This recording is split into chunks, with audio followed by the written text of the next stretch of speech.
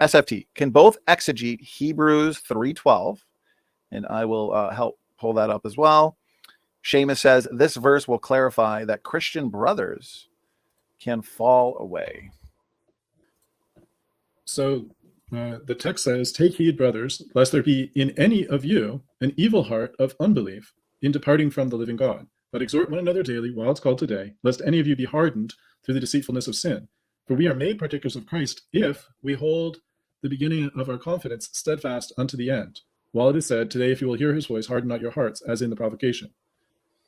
And I don't know how far you wanted us to go in the context, but it continues on to verse 19, where it says, so we see that he could not enter in because of unbelief.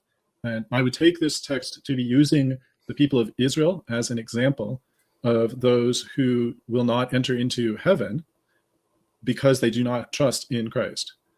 And that would be the heart of unbelief. It's the heart that doesn't have faith.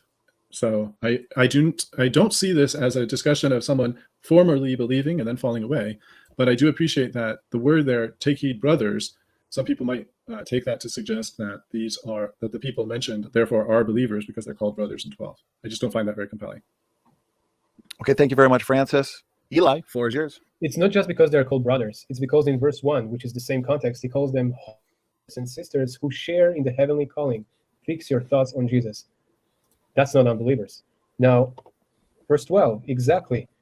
My brothers, watch out that your heart is not becoming far away from the Lord, that you're not turning from faith. That's exactly a warning to believers.